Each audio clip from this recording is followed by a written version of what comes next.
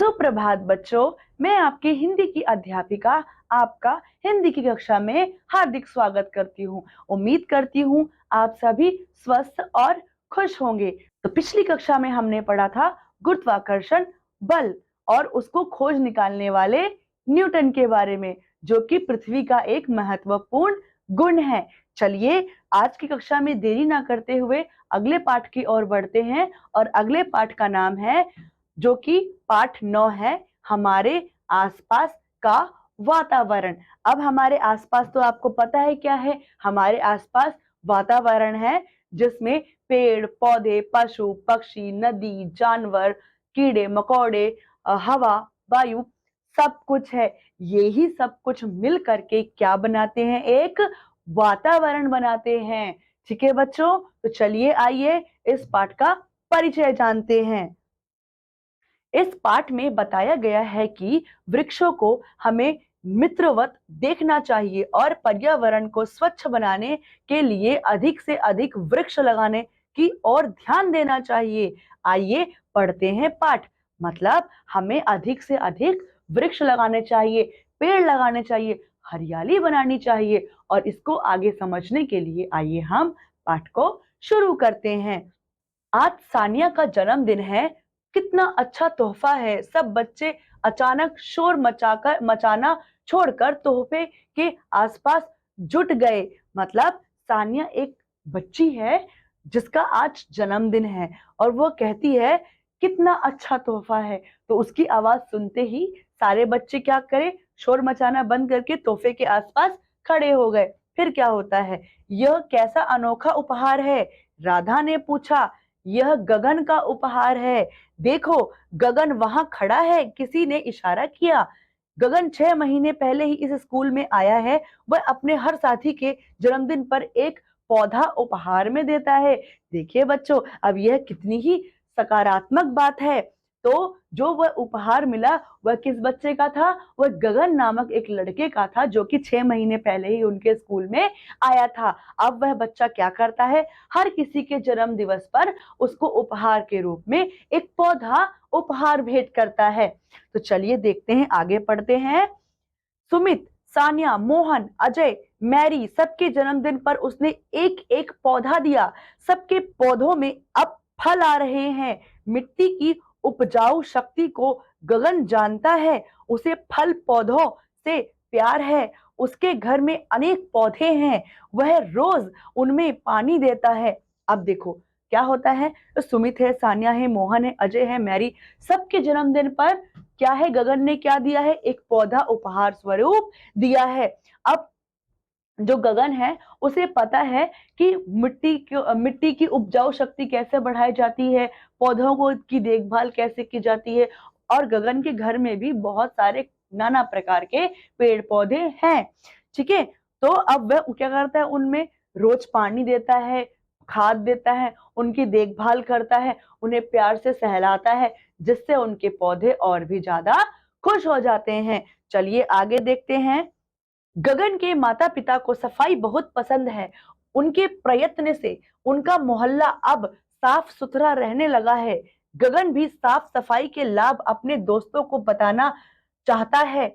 आज उसने अपने घर पर बच्चों की एक सभा बुलाई है। लगभग 25 बच्चे आज उसके घर पर जमा हैं। अब क्या है बच्चों, जो गगन के माता पिता हैं उनको स्वच्छता सफाई से बहुत लगाव है। वो स्वच्छता का, सफाई का बहुत ज्यादा ध्यान रखते हैं। और जो गगन है उसे भी सफाई बहुत पसंद है। ठीक है, अब उसके माता पिता हैं, उनके माता पिता का यह प्रयास रहता है कि जो आसपास का मोहल्ला है, वातावरण है, वो ज्यादातर साफ रहे। और गगन भी साफ सफाई के प्रति बहुत ज्यादा उत्सुक रहता है और इसीलिए उसने आज अपने घर पर बच्चों की एक सभा बुलाई है, लगभग जिसमें 25 बच्चे आए हैं। चलिए देखते हैं उस सभा में क्या होता है। उस जन्मदिन उत्सव के बाद आज सब बच्चे फिर मिल रहे हैं। इस सभा के मुखिया हैं गगन और सलोनी। सलोनी दूसरे मोहल्ले में रहती है। उसके आसपास रहने वाले बच्चे भी आज इस टोली के सदस्य बनने आए हैं। अब जो सभा आयोजित हुई है गगन के घर पर, उसके मुखिया 2 बच्चे हैं। एक है गगन खुद, दूसरी सलोनी जो दूसरे मोहल्ले से आती है और इस सभा में उसके मोहल्ले के भी बच्चे शामिल हुए हैं। तो चलिए देखते हैं क्या वार्तालाप होती है। गगन ने कहा, हम प्रतिदिन अपने परिवार में देखते हैं कि मम्मी या बड़ी दीदी सुबह सुबह उठकर घर के अंदर और बाहर झाड़ू लगाकर साफ सफाई करती हैं। यदि एक दिन भी घर और बाहर साफ न रखा जाए तो मक्खी मच्छरों द्वारा बीमारी फैलने का खतरा पैदा हो जाता है। हमें भी साफ सफाई में घर के आसपास के वातावरण को साफ रखने में अपने घर वालों का साथ देना चाहिए। ठीक है, हम सब जहां तहां कागज फाड़कर फेंकते हैं, फल खाकर छिलके रास्ते में फेंकते हैं, चिप्स आइसक्रीम खाकर लापरवाही से कूड़ा फैलाते हैं, पेड़ पौधों को नुकसान पहुंचाते हैं, फूल पत्ते यूं ही नोच लेते हैं। क्या हमारा यह व्यवहार सही है? सलोनी ने बात को आगे बढ़ाते हुए कहा, प्लास्टिक के थैलियों का प्रयोग तो बात बात में करते हैं। मतलब क्या है बच्चों कि जब सभा बैठी तो गगन ने कहा कि हम सुबह सुबह जब उठते हैं तो देखते हैं कि हमारी मम्मी, हमारी दीदी सब जगह साफ सफाई करती हैं, झाड़ू लगाती हैं और स्वच्छता का ध्यान रखती हैं। तो ये क्या हमें हमें नहीं ध्यान देना चाहिए इस बारे में? आसपास हम क्या करते हैं, कहीं पर भी खाते हैं कचरा फेंक देते हैं, चिप्स कुरकुरे टॉफी नमकीन और आइसक्रीम खाते उनके उनके जो छिलके निकलते उन्हें वही सड़क पे ही फेंक देते हैं, फल के छिलके यहाँ वहां फेंक देते हैं, जहां जाते झाड़ी के फूल पत्ते नोच कर फेंक देते। क्या ये अच्छी बात है? यह समझाते हुए गगन ने कहा और उसी की बात को आगे बढ़ाते हुए सलोनी ने कहा कि प्लास्टिक की थैलियों का भी इस्तेमाल हम ऐसे करते हैं जैसे कि हमें कोई फर्क ही नहीं पड़ता, बार बार उनका इस्तेमाल करते हैं और कहीं भी यहाँ वहां जहां तहां फेंक देते हैं। फिर आगे बढ़ाते हुए बात को सलोनी कहती है, देखिए किस तरीके से दोनों इन बच्चों की सभा को संबोधित कर रहे हैं और दोनों समझाने की कोशिश कर रहे हैं। तो देखिए आगे क्या बात होती है। तो सलोनी कहती है कि बात बात में हम प्लास्टिक की थैलियों का यूज बात बात में करते हैं। और आगे कहती है, ब्रेड भी प्लास्टिक की थैली में लाते हैं। थैलियां प्लास्टिक की चीजें हमारी मिट्टी को खराब करती हैं। वह दिन दूर नहीं जब हम सुंदर पेड़ पौधे देखने के लिए तरसेंगे। हम सब इनका प्रयोग आज से बंद करेंगे। ऐसा कौन कहता है बच्चों? ऐसा सलोनी कहती है कि हम ब्रेड भी लाते हैं तो प्लास्टिक की पन्नी में थैली में लाते हैं। तो हम जितना प्लास्टिक का यूज करेंगे, इस्तेमाल करेंगे, उतना ही हमारा वातावरण जो है वो दूषित होगा। और एक दिन ऐसा आएगा कि हमें पेड़ पौधे, रंग बिरंगे फूल देखने तक को नहीं मिलेंगे और जितनी सुंदरता आज हमें पेड़ पौधों से देखने को मिलती है वो आने वाले समय में नहीं मिलेगी। आगे बात को बढ़ाते हुए वह कहती है कि आज से हम सबको यह सोचना चाहिए, यह प्रण लेना चाहिए कि हम अब से प्लास्टिक की थैलियों का प्रयोग नहीं करेंगे या फिर कम करेंगे। चलिए आगे। आज बच्चे बहुत जोश में भर गए। सानिया ने कहा, आज से हम माँ से घर का सामान या तो कपड़े के थैले में लाने के लिए कहेंगे या जूट के। प्लास्टिक के थैले बंद। हाँ हाँ बंद, बिल्कुल बंद। फिर क्या था, सानिया ने जैसे ही सलोनी ने यह समझाया कि प्लास्टिक की थैलियों का इस्तेमाल अब नहीं करना है, वैसे ही सानिया ने और बाकी सारे बच्चों ने चिल्लाकर हामी में भरकर जोर से कहा, हाँ हाँ हम भी नहीं करेंगे प्लास्टिक की थैलियों का इस्तेमाल। हम अपनी मम्मी को कहेंगे कि या तो कपड़े का थैला ले जाएं या एक जूट का थैला ले जाएं, प्लास्टिक की थैलियों का इस्तेमाल ना करें। फिर आगे देखिए क्या होता है।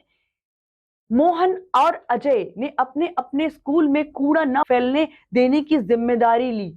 सुमित और मैरी ने कहा कि वे अपनी पाठशाला में, घर में, मोहल्ले में जगह जगह कूड़ेदान रखवाएंगे और अपने आसपास के बच्चों को इसके बारे में बताएंगे।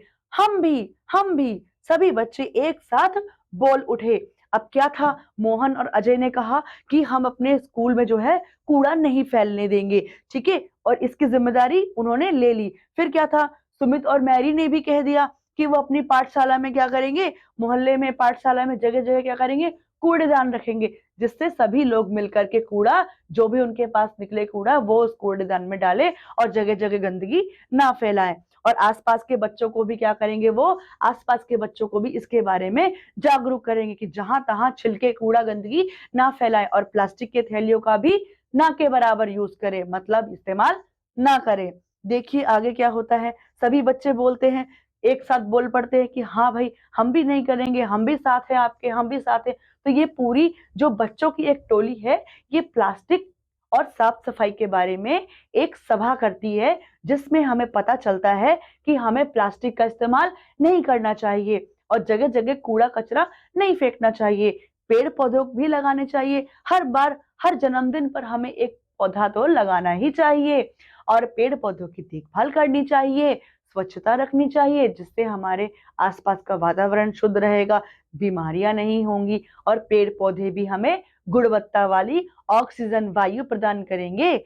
ठीक है बच्चों? तो इस कहानी से हमें क्या सीख मिलती है बच्चों? इस कहानी से हम यह जान पाते हैं कि हमें अपने जन्मदिन के अवसर पर, शुभ अवसर पर कम से कम एक पौधा तो अवश्य ही लगाना चाहिए, जिससे क्या होगा हमारा वातावरण, पर्यावरण शुद्ध और हरियाली से भरा रहेगा और प्लास्टिक की थैलियों के जगह पर जूट और कपड़े के थैले इस्तेमाल किए जाएं, जिससे कि पर्यावरण में प्लास्टिक का कम इस्तेमाल हो और जिससे पर्यावरण जो है हमारा कम दूषित हो और स्वच्छता फैलने लगे, स्वच्छता का जो मीटर है वह बढ़ने लगे। इसी प्रकार हम यह शिक्षा के साथ आज ये कक्षा यहीं समाप्त करते हैं कि हमें पेड़ ज़्यादा से ज़्यादा लगाने हैं, उनकी देखभाल करनी है, प्लास्टिक का इस्तेमाल कम करना है और अपने पर्यावरण को साफ-सुथरा, स्वच्छ और सुखमय बनाना है। तो चलिए बच्चों, आज की कक्षा यहीं समाप्त होती है। अब मैं आपसे मिलती हूँ अगली कक्षा में। तब तक के लिए धन्यवाद।